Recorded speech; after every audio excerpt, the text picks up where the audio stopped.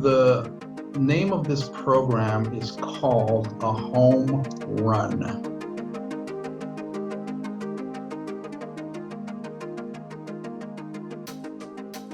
Rebuilding urban neighborhoods, pathway to homeownership.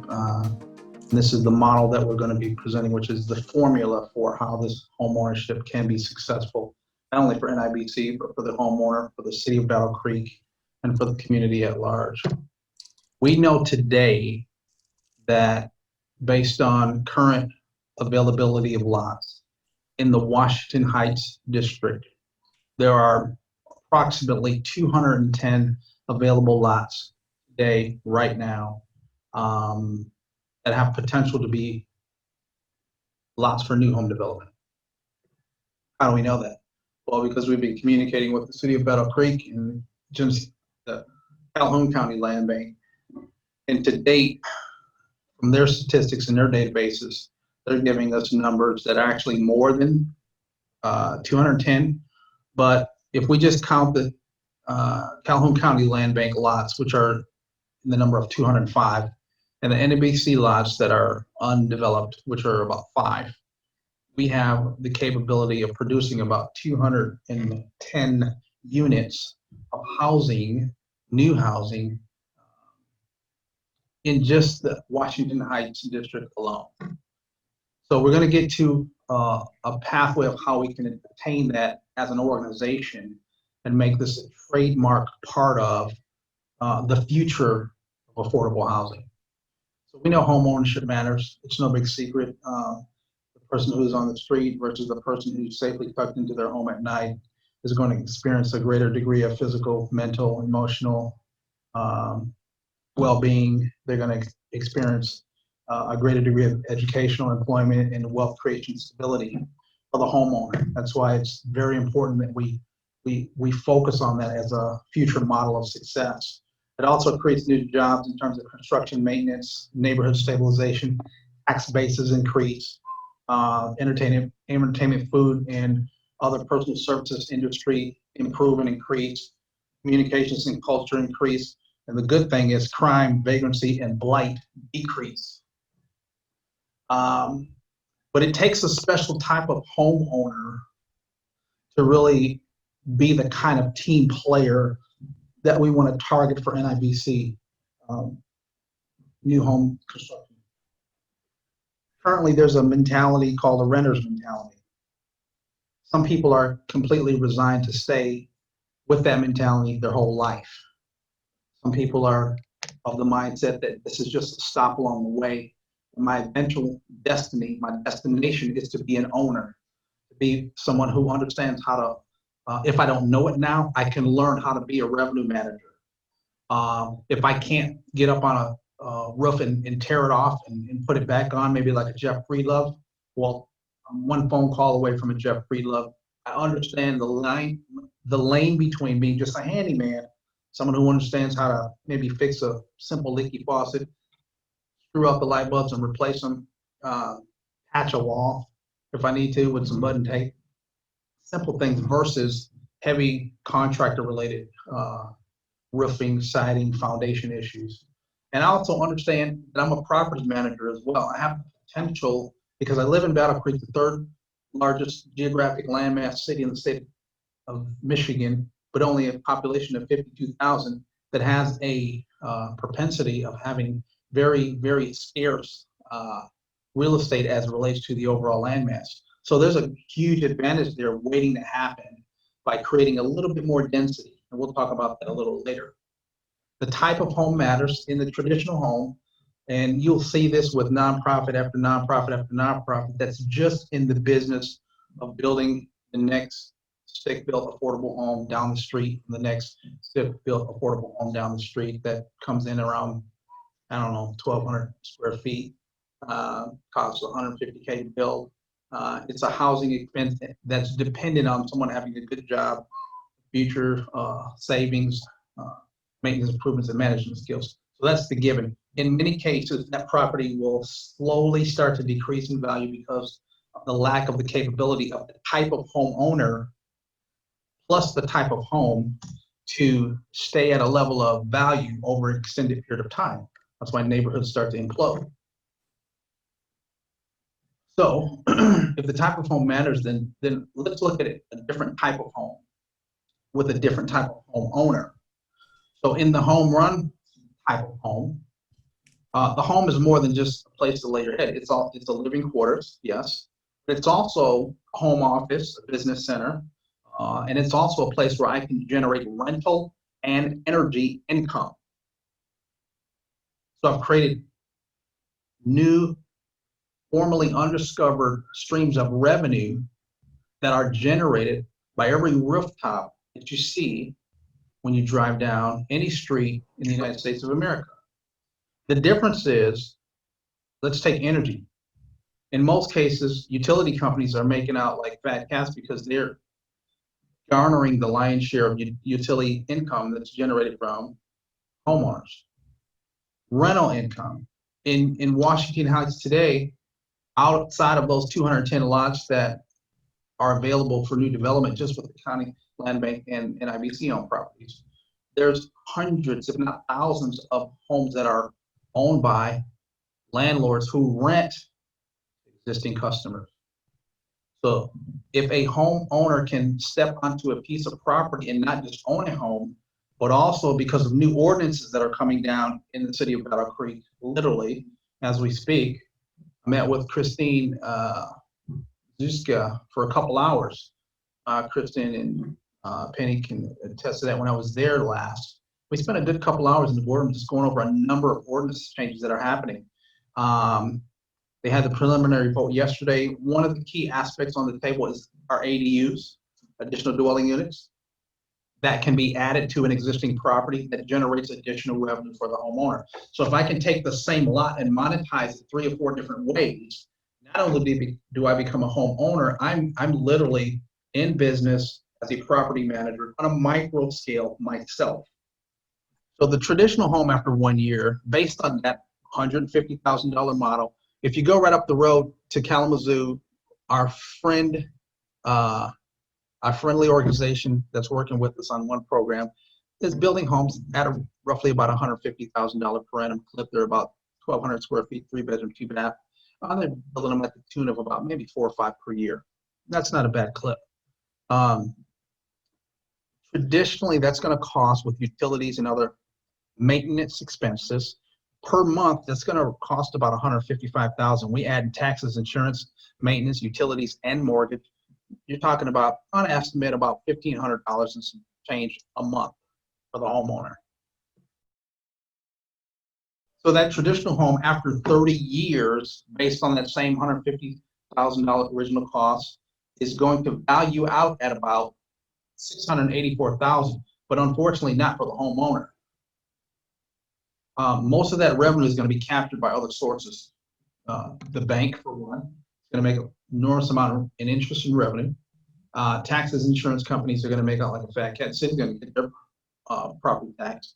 You're on the books now. You've been there on the books for 30 years.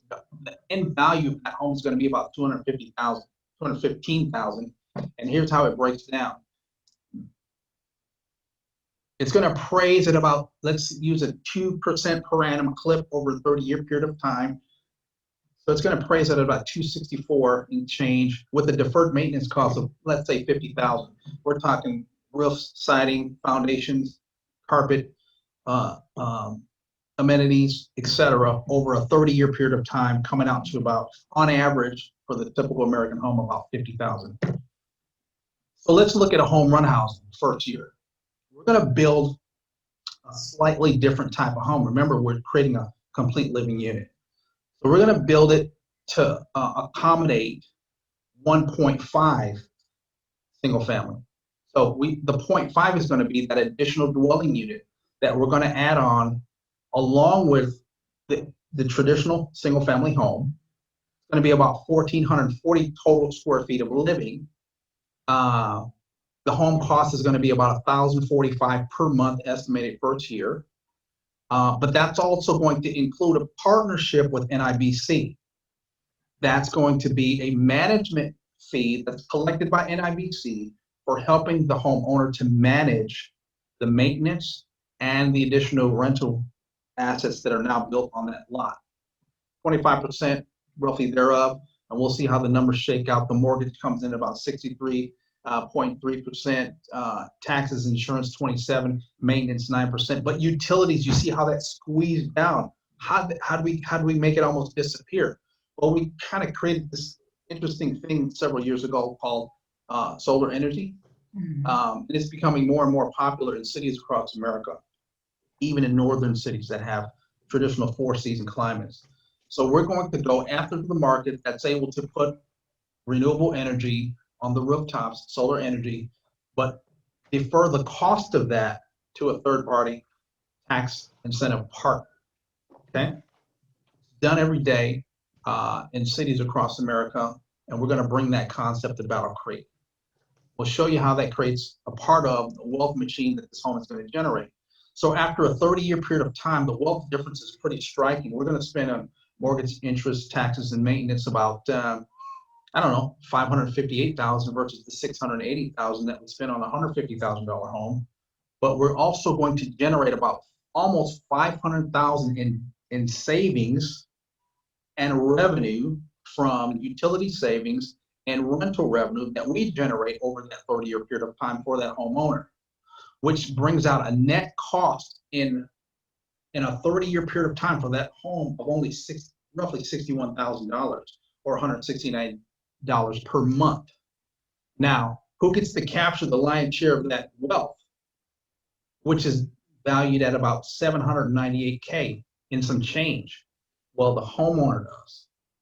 The reason why this model is such a game changer is because remember who captured all the wealth in the last model: the banks, the insurance companies, the city, and the taxes, and the utility companies who are capturing all the wealth that's generated from a single rooftop over a 30-year period of time.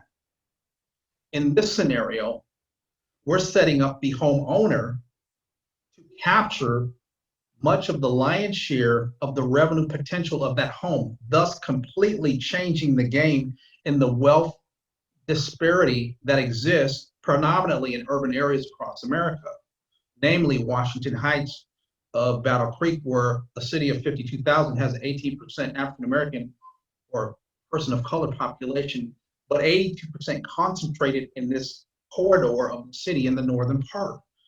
So when we talk about, well, how can you stop gentrification and how can you stop all the ill effects of segregation from happening? But at the same time, how can you not build the old, your uncle's, your grandmama's low to moderate income housing that perpetually stays inside of that community, and the next purchaser or the next homeowner never being able to escape out of this poverty bubble because they can't capture the full wealth value of that home.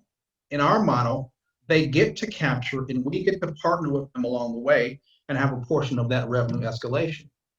So if we look at the same annual 2% market growth of that home, but we also factor in savings account, a home savings account, like a health savings account, that's going to be deferred for capturing that utility revenue, and a maintenance fund that's deferred for NIBC in part and other contractors. We're going to generate that $798,231 over a 30 period of time per rooftop. Now let's look at a 50 home model in Washington Heights. For the homeowner, we're going to generate about $40 million in homeowner wealth over a 30-year period of time.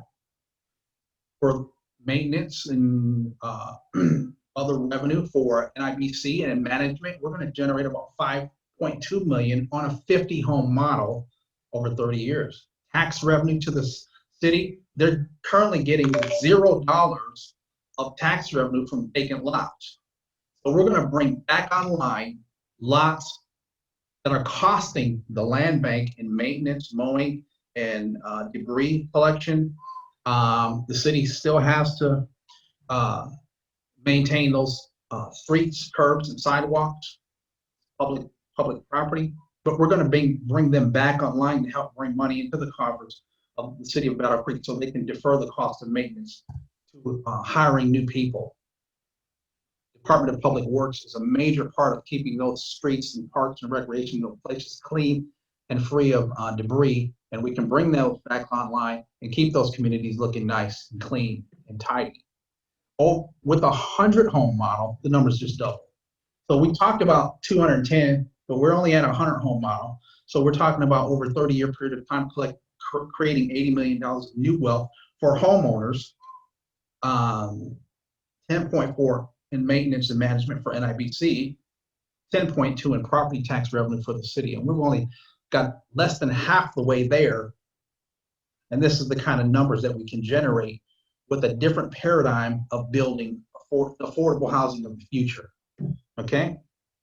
So the larger picture, the HomeRun supports homeowners by providing them with professional assistance along with the NIBC management team and 3 additional sources of added revenue. What are those 3 sources? The rental income, the investment and maintenance funds, and the energy and income savings from going net energy. So how does the capital stack get created? And that's a big question. Well, sounds great, JD. Wonderful. Pie in the sky stuff, right? Yeah. How do we finance it? How do we fund it? How do we build it? I'm glad you asked. That's a question that we deal with a lot. So for the homeowner that currently today is a renter, let's take a renter who's possibly renting from this amazing organization in Battle Creek called NIBC.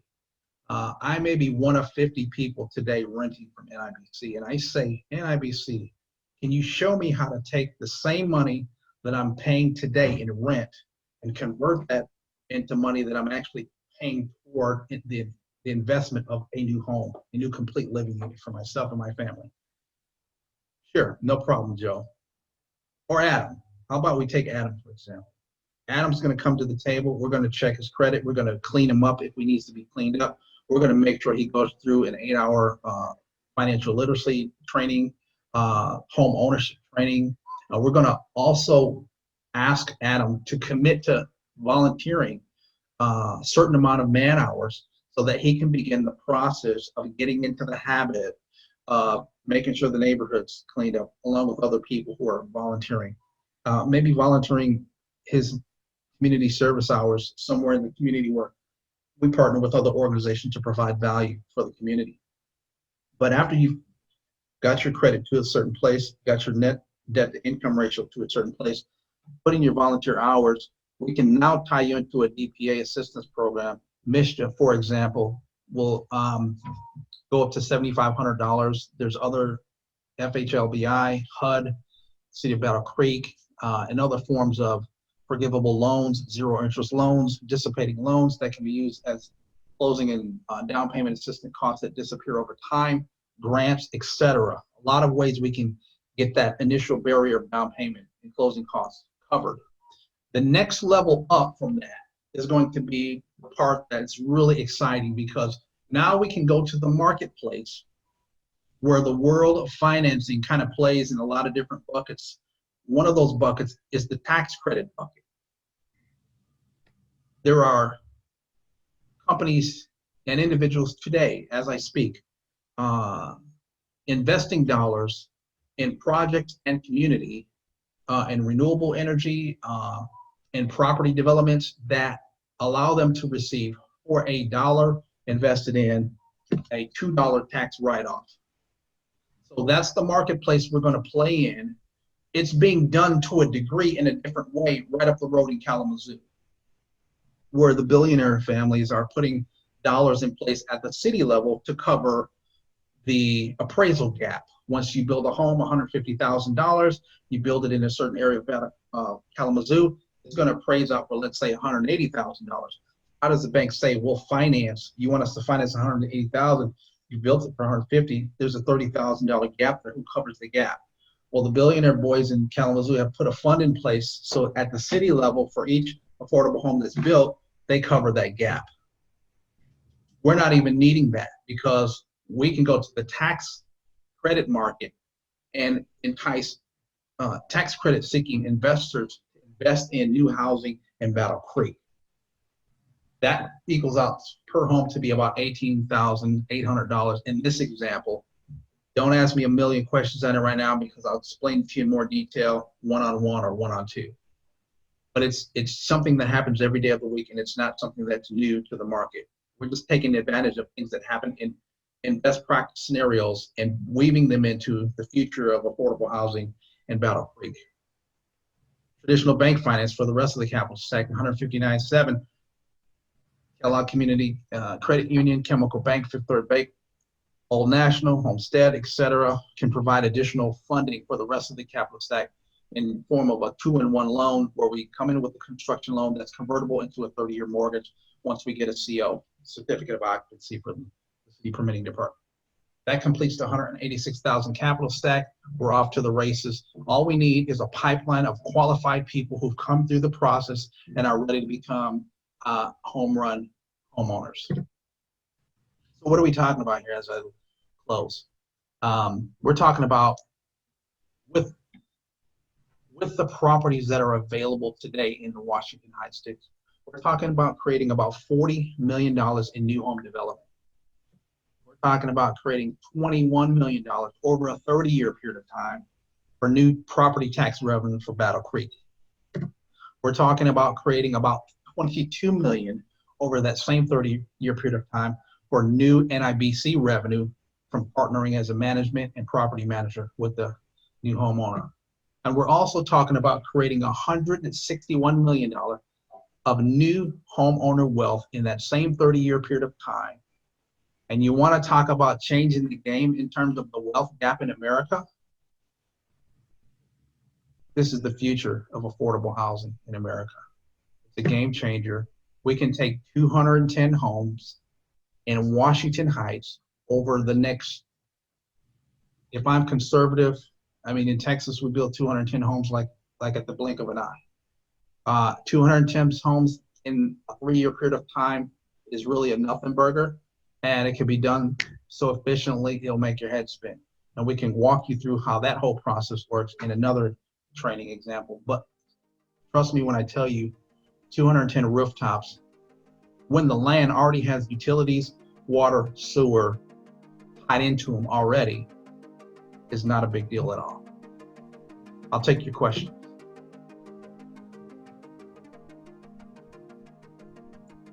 So JD, if I understand correctly, first of all, I love this. I think this is a great idea. You're kind of positioning NIBC. So the first thing I thought of when you were talking about this is like a homeowners association fee that a condo owner pays to have maintenance done on the exterior and the lawns mowed and all that. That NIBC is sort of almost like that, but in a more general maintenance sort of a way. That there would be a fee paid in addition to the mortgage to NIBC to provide maintenance on the property. Did I understand that correctly? You're very keen and intuitive, Adam. In a sense, we're creating a de facto homeowners association. Yeah, okay, cool. Okay.